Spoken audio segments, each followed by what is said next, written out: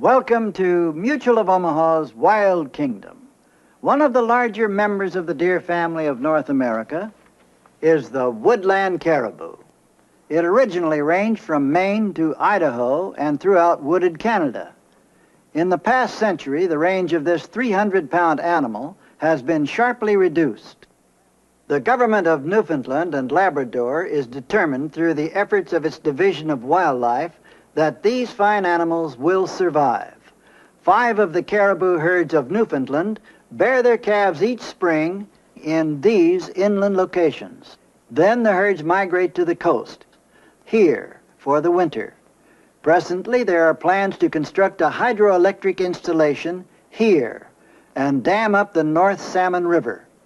Recently, we were invited by the Newfoundland Division of Wildlife to observe the studies being made to determine whether or not that river damming will disrupt the annual migration of caribou.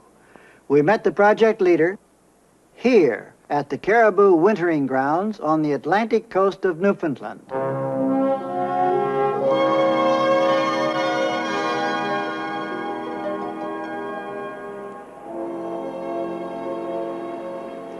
The southern coastal area of Newfoundland is where the woodland caribou spend their winters. It is spring now, and they've all migrated to their inland calving grounds. That's where we'll try to locate them. The head of the government's project to ensure the future population level is Wildlife Division's regional biologist, Oscar Forsey. As game managers, we need to know precisely the range of the woodland caribou, especially during migration, in order to preserve them from possible threat by man's encroachment. To determine whether or not there will be migration interference, we are fitting the caribou with radio telemetry collars so we can monitor their movements. Since there are different herds here, we need to know how the hydroelectric project will affect their migration, or if it will have any influence at all. Marlin, let's head for base camp and meet some others involved in this study. Since this particular wildlife regional district in Newfoundland encompasses about 15,000 square miles, a helicopter is the most appropriate means of studying and managing the woodland caribou. During winter, these coastal areas are warmed by ocean currents, and so less snowfall occurs, and therefore the food upon which they feed here is easier to find. Now we'll follow their route to the calving grounds some 40 miles inland.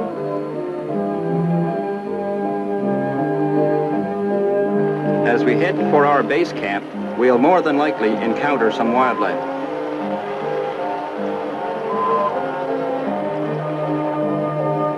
In flying across this terrain, we're not surprised when we see, rising from a muskeg pond ahead of us, a small flock of Canada geese, recently returned from their southern migration. Some of the earlier arrivals have already begun their nesting. While the female hovers protectively over her eggs, the angry male is not afraid to attack us, so we'll move along to prevent his possibly being injured by our helicopter. Within minutes, a black bear appears up ahead, and we'll take a closer look. Black bears are common here, and will kill a caribou calf if an opportunity presents itself. However, they're not normally considered a serious predatory threat to the caribou being studied, since they are usually content to feed on fish and berries.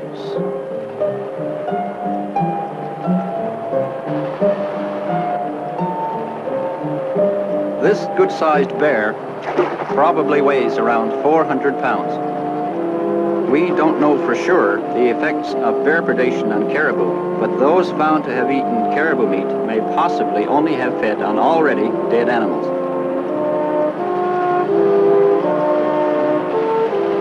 We expected to encounter caribou before reaching Oscar's base camp, and here are some ahead of us. These are remarkably sure-footed animals, even when running swiftly across this terrain filled with potholes.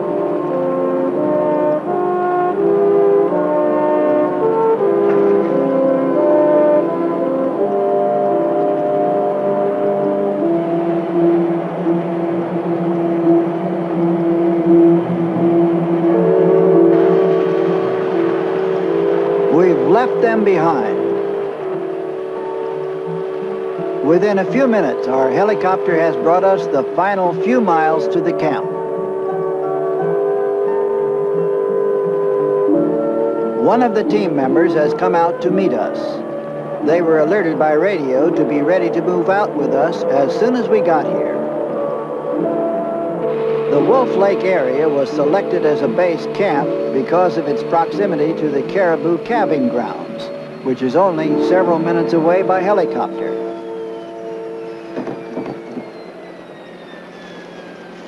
This camp, reachable only by aircraft, is very isolated, about 40 miles from the coast or from any sizable village. The man Oscar and I have just joined is the only man in the central region of the province designated by the Wildlife Division to dart woodland caribou with an immobilizing drug. He is Bruce Porter. The helicopter is standing by, so let's get to work. Okay.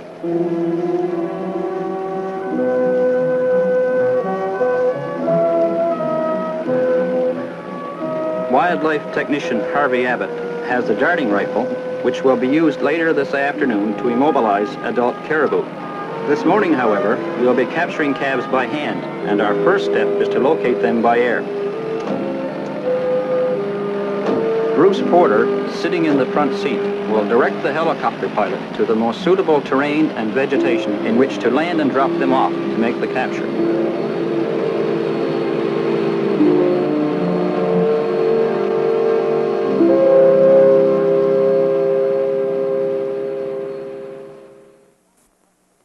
Caribou calves must be ear-tagged for the study, but it would not be safe to dart them with an immobilizing drug, so they must be caught by hand after being located by helicopter.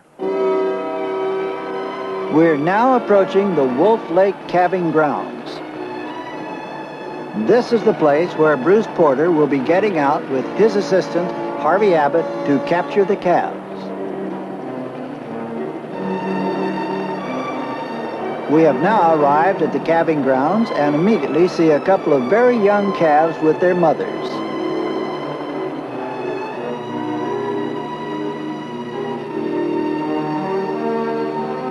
This centrally located area is ideal. We'll let the two men out so they can take their positions for the capture attempt. The kit Harvey is carrying contains all the equipment they'll need.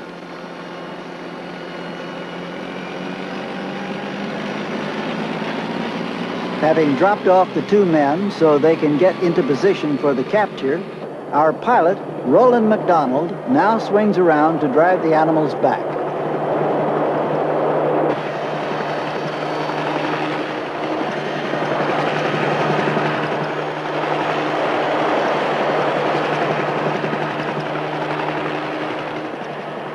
The maneuvering is especially difficult when it comes to driving wild caribou, since they tend to run very erratically in such situations. The animals are heading in the correct direction, and we very quickly are able to drive some of them to within range of the hidden men.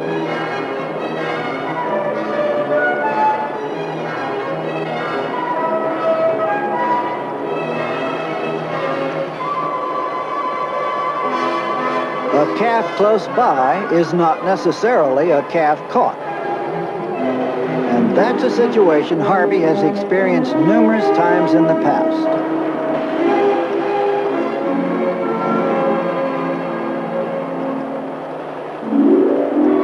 The failure is of no great consequence.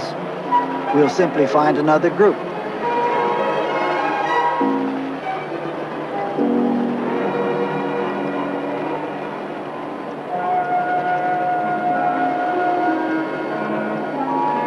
Looking at these animals, one might think that the caribou would be greatly fearful of the noisy helicopter overhead, but instead of causing any real sense of panic in them, it merely instills a momentary confusion.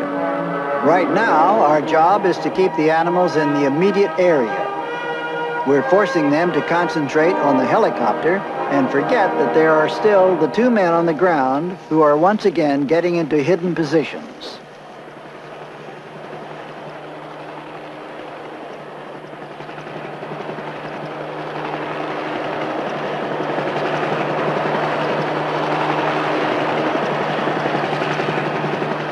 even though we drive a doe and her calf toward the hidden men, the wily female's excellent sense of smell detects the humans, and she tries to avoid them and lead her calf out of possible danger. This is when Roland's skill as a pilot becomes paramount. Swiftly, he cuts off their escape and forces them back on a course taking them directly to the hidden men.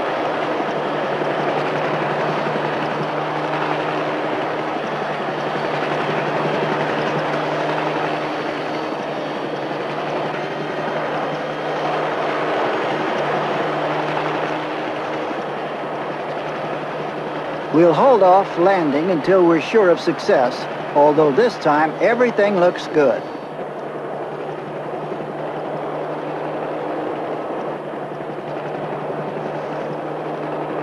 Bruce is successful, so we'll land nearby. Despite being caught in such manner, the 1-week-old calf exhibits no panic. Past experience has proven that the doe keeps out of range but stays close by.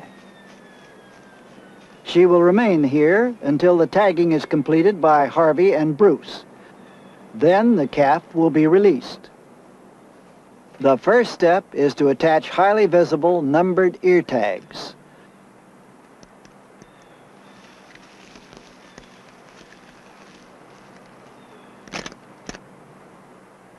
Two are attached in case one should be lost later on.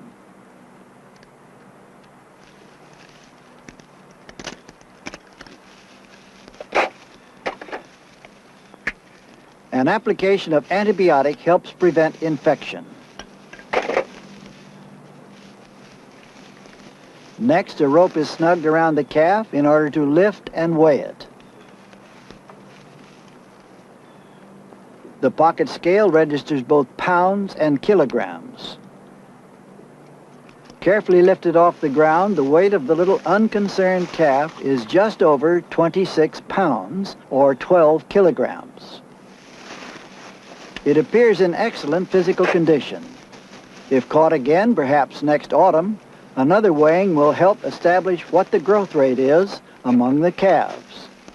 Next is another measurement to help establish standards of growth rate, the animal's length from tip of nose to tip of tail. In this case, 30 inches. The final measurement is girth.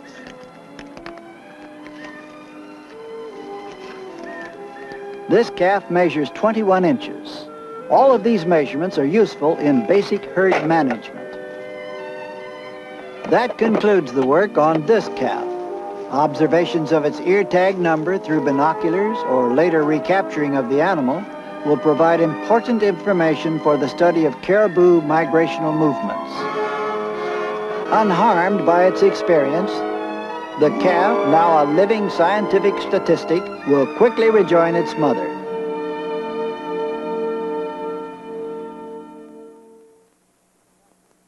We continued catching and tagging the calves until the quota was reached. And now the next phase is to use the helicopter to dart some of the cows with an immobilizing drug, so we can attach ear tags and radio collars to trace their movements. We've moved a few miles and have now located some does without calves.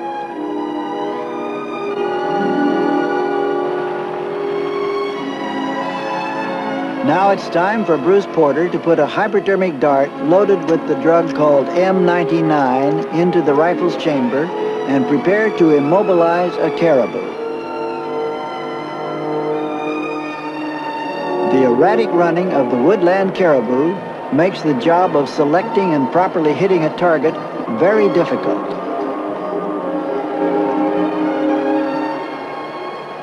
Nevertheless, Bruce chooses his target.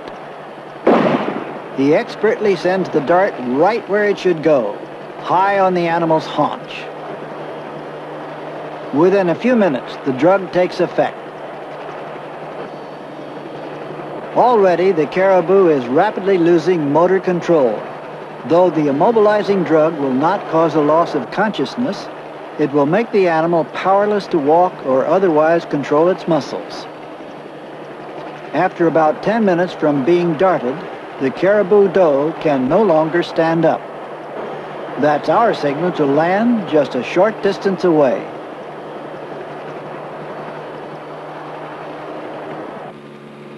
Sometimes it is difficult to find a landing spot when the animal goes down in heavy brush, but this time we're fortunate to have a good open and level area nearby for our landing.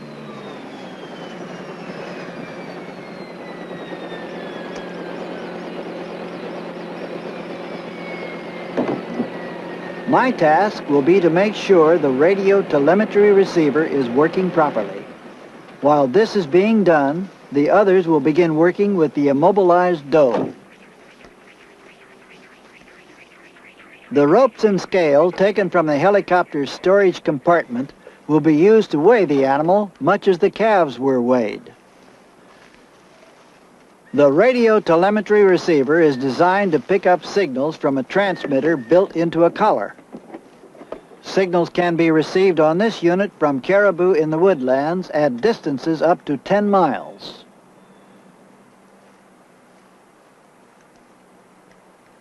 These signals are audible through a set of earphones. Before the collar is placed on the animal, Bruce takes a blood sample from the immobilized doe for different tests later at the laboratory. We use these blood samples to help establish standards and to compare with similar samples taken in autumn.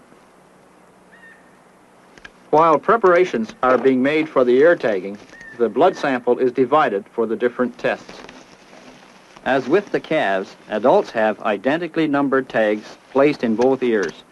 All processing data are carefully entered in our logs for close study now and for future reference.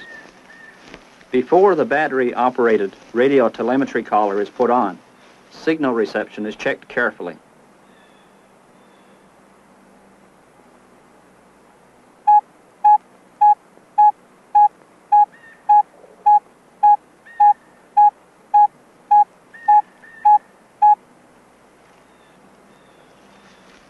The now fully activated radio telemetry collar will transmit its signal for about 2 years and enable us to trace this female's migratory movements. Just as with the calves, the doe's body measurements are carefully recorded. Along with tooth analysis to determine age, these data provide us with important game management factors. Normally, winter is the critical period for caribou. Fall data compared to spring data helps us evaluate the herd's general physical condition. The helicopter is needed for the next job, the weighing of the doe. So I'll move to one side to give signals to our pilot.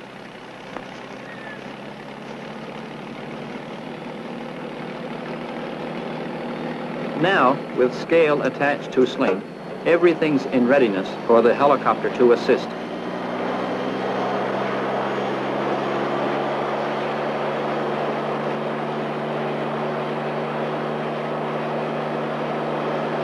This is the difficult part, hovering at exactly the right height for the sling to be attached.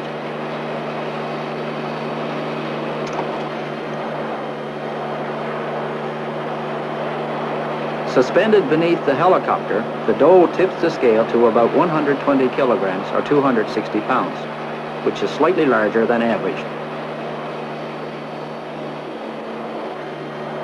With all the measurements taken, our work on this animal is nearly finished. The helicopter can now land again and wait till we're ready to go after another.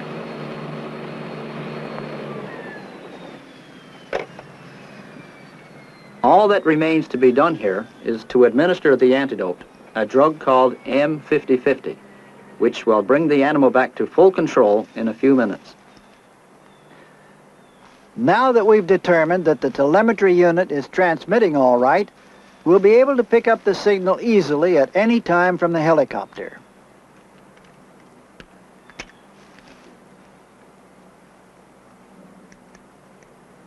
In just these few short moments since the doe was injected with the antidote, she's already regaining control of herself. In a few more minutes, all her grogginess will vanish and she will run off with no detrimental after effects of her experience. The total population of caribou herds in Newfoundland is presently about 30,000 animals. It is the goal of the game management personnel in their continuing research to maintain and increase this healthy population figure. Everything we learn in our study helps toward that end. The Woodland Caribou Preservation Program by the Division of Wildlife of Newfoundland and Labrador is a very worthwhile project. Through radio telemetry, the biologists will be able to trace the movements of the caribou. In this way, they can determine accurately the migration routes and whether or not the proposed hydroelectric dam will interfere with their movements. This exemplifies the way good game management decisions are made. As part of the balance of nature in Newfoundland, the woodland caribou is a very distinct form of wildlife and should be preserved. The steps being taken by Newfoundland's Division of Wildlife to ensure this, in the face of man's increased encroachment into the caribou's natural habitat, is much to be commended.